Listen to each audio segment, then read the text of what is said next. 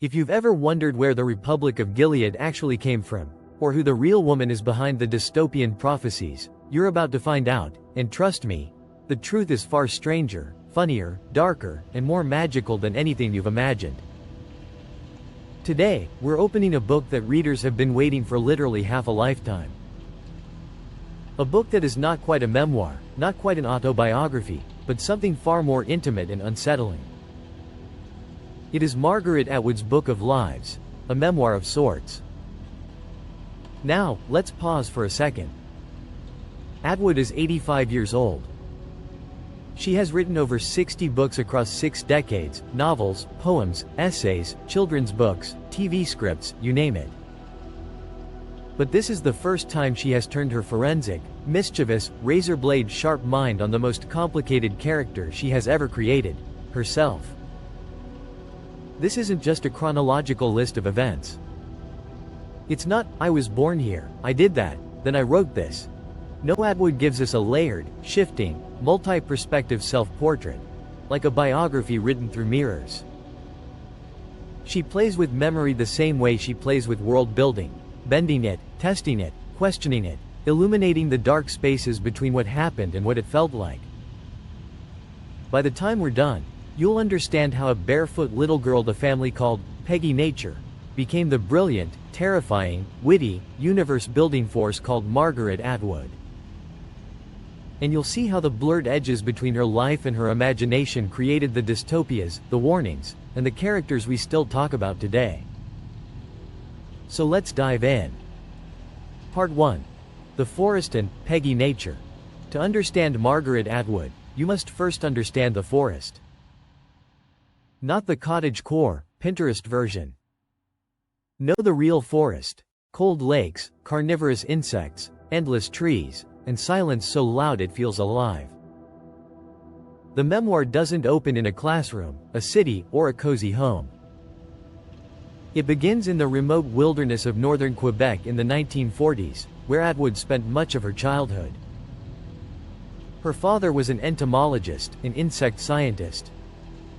Because of his research, the family lived for months at a time in tents and rough cabins, miles from the nearest town. There was no electricity, no running water, and most importantly, no school. This is where Peggy Nature is born.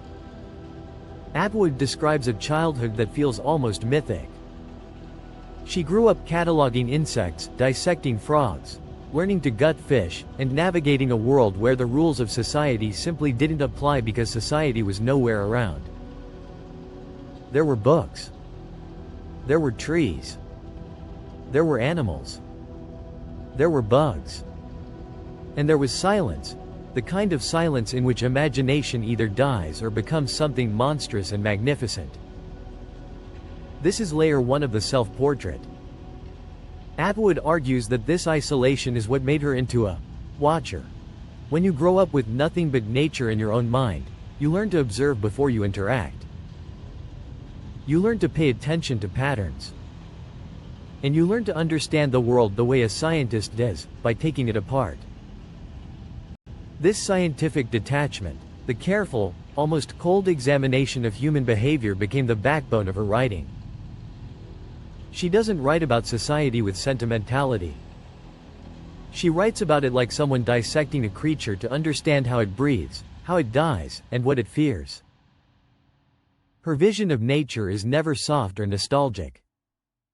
It's survival. It's neutrality. It's beauty edged with danger.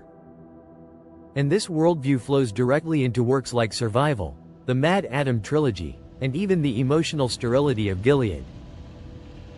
Peggy Nature may have been a child, but she was already gathering data for the worlds she would one day create. Part 2. The Cruel Years and the Birth of the Writer.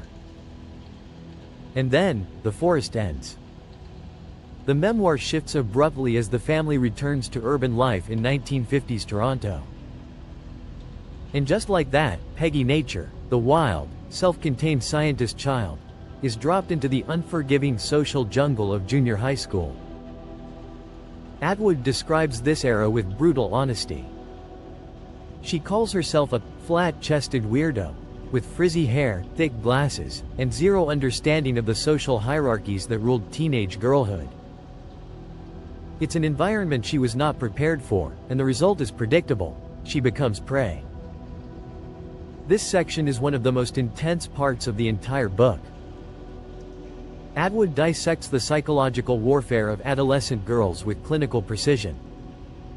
The bullying wasn't physical, it was emotional, insidious, and relentless. She was excluded, mocked, humiliated, and left profoundly unsettled by the cruelty of people her own age. And then comes the twist. The interplay of memory and fiction. Atwood makes a direct connection between these years and her novel Cat's Eye. If you've read it, you know it contains some of the most bone-deep accurate portrayals of childhood cruelty ever written. In Book of Lives, she admits what many readers have long suspected: those scenes weren't invented. They were remembered.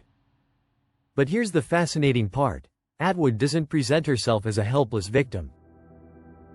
She presents herself as someone undergoing transformation. This was the moment she discovered the secret weapon that would protect her for the rest of her life: language. If she couldn't be the popular girl, she would become the girl who understood the system better than anyone else. If she couldn't win socially, she would win intellectually. She would be the girl who watched everything, who remembered everything, who could turn pain into art and power. This is the birth of the writer. The person suffered. The writer sharpened her tools. And neither one ever fully disappeared. Part 3 to 1980s Berlin and the birth of the Handmaid. Now we jump forward to the 1980s, the moment many readers came for. How did The Handmaid's Tale happen? What was the spark? What was the atmosphere? Atwood takes us to West Berlin in 1984, where she was living on a writing fellowship. The Berlin Wall was still standing, slicing the city in half like a wound. Atwood describes a landscape dripping with paranoia: gray streets, watchtowers, the buzz of surveillance, and the unnerving knowledge that just across the wall, people vanished into the machinery of the East German regime. In this eerie atmosphere, Atwood found herself watching not just Berlin, but North America. She saw a rising conservative movement in the United States, a backlash brewing against women's rights, reproductive autonomy, and social change.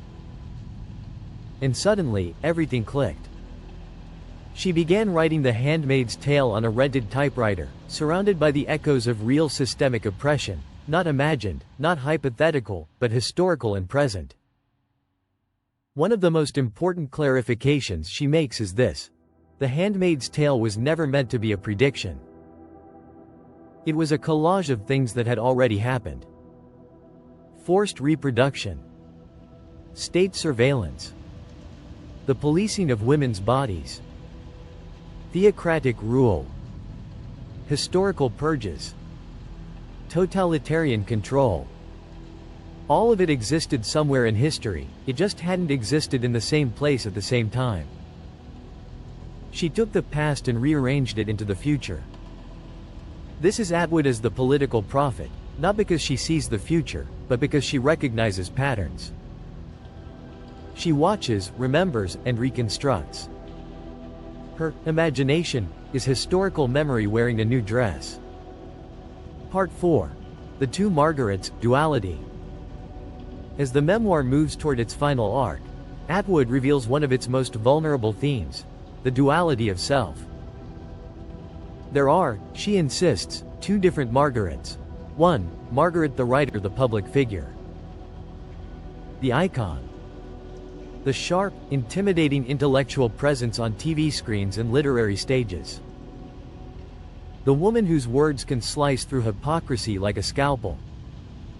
And two, Margaret the person, the private woman who laughs too hard, loves deeply, obsesses over horoscopes, knits elaborate scarves, and sometimes burns her pies. The woman who grieves.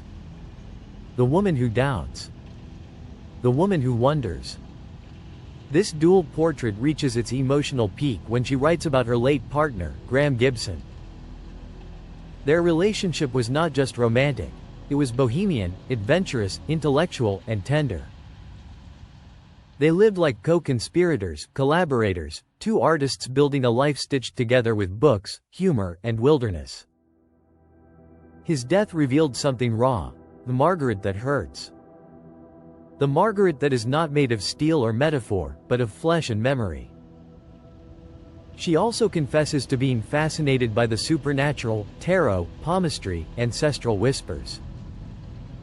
It's a surprising contrast to her scientific upbringing, but she doesn't apologize for it. The two sides coexist, the rational observer and the spiritual wanderer. The duality makes the portrait complete. If you approach this book as a self-portrait, what emerges is not a clear, polished painting. It's a mosaic, intricate, multi-layered, and beautifully contradictory.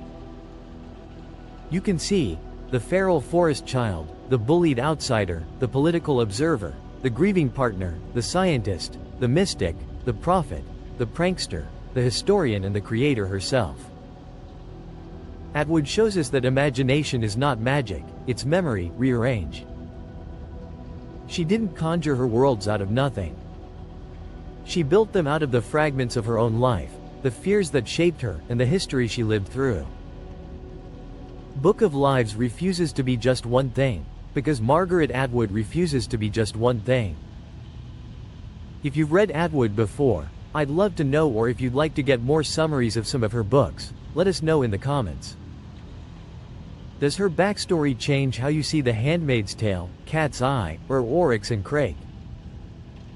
Let's talk about it in the comments. If you enjoyed this deep dive, hit that like button, it really helps the channel.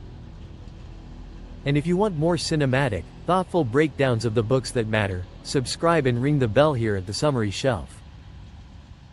Thanks for watching, and I'll see you in the next chapter.